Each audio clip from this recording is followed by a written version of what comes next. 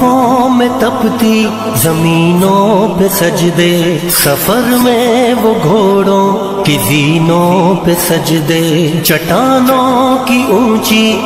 بھائی بیوی کی باتوں سے برا نہیں منانا چاہیے، سمجھ آئی نا؟ ایک داغ دلوی کا شعر ہے، مجھے بہت اچھا لگا، کیونکہ بیوی تو محبوبہ ہوتی ہے، اس نے لڑائی جھگڑا کس سے کرنا؟ آپ سے ہی کرنا۔ تو داغ نے بڑا خوبصورت شعر کہا، یہ علامہ اقبال کے بھی شاعری میں استاد ہے، اے داغ برا نہ مان ان کے کہے کا، محبوب کی گالی سے تو عزت نہیں جاتی۔ تو بیوی کی باتوں سے عزت نہیں جاتی ہوتی، وہ روز ہوتی رہتی ہیں ایسی ویسی باتیں، وہ آپ کے لیے آزمائش ہے، آپ اس کے لیے آزمائش ہے، بچے بھی آزمائش ہے۔ اللہ تعالیٰ نے قرآن میں فرمایا احسب الناس ان یترکوا ان یقولوا آمنا وهم لا یفتنون، لوگوں نے یہ سوچ لیا ہے کہ ہم نے کہا ہم ایمان لے آئے، ان کو آزمائیں گے نہیں؟ تو آزمائیں گے، بیوی سے، بچوں سے، رشتہ داروں سے آپ کو آزمائیں گے، تو اس لیے بدگمانی نہیں کرنی چاہیے۔ تو وہ بچے کہتے ہی رہتے ہیں، بیویاں باتیں کرتی ہی رہتی ہیں، بیویوں کی باتوں کا برا نہیں منانا چاہیے، اس لیے کہ سارا دن گھر میں کام کر کر کے تنگ آ جاتی ہیں، وہ کیسے باتیں کریں؟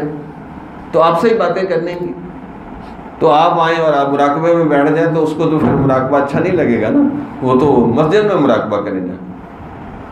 اسی طرح ایک مولانا صاحب تھے، پچھلے زمانے کے بزرگ ہیں، وہ بہت کتابیں پڑھتے تھے، جو ہی آئے کتاب، جو ہی آئے کتاب۔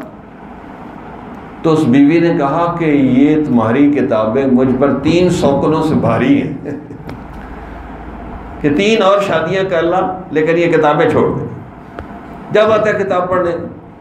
اور ایک بیوی نے کہا کاش کہ میں بھی کتاب ہوتی، تو آپ مجھے ہی دیکھتے رہتے، پڑھتے رہتے۔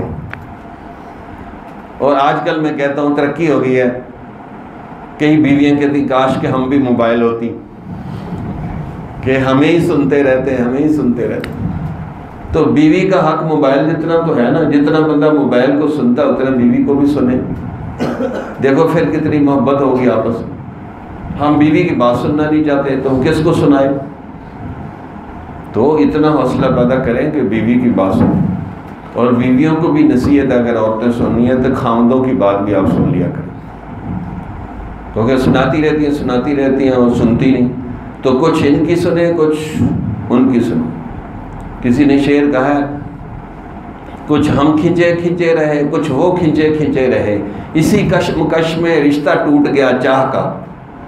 تو اس لیے بیوی سے وہ نہیں کرنی چاہیے، اگر لڑائی بھی ہو جائے تو کمرہ نہیں چھوڑنا چاہیے، اکٹھے ہی کمرے میں رہنا چاہیے، کیونکہ تھوڑی دیر بعد پھر خود بخود صلح ہو جاتی ہے، میاں بیوی کی خود ہی صلح ہو جاتی ہوتی ہے، کوئی تیسرا بندہ نہیں بلانا پڑتا بیچ میں، لیکن رہنا اکٹھے چاہیے۔ تو اس لیے کیونکہ ہم فری ہوتے ہیں نا زیادہ بیوی بچوں سے، اس لیے کام گڑبڑ ہوتا ہے، تو اس لیے حدود کے اندر رہنا چاہیے۔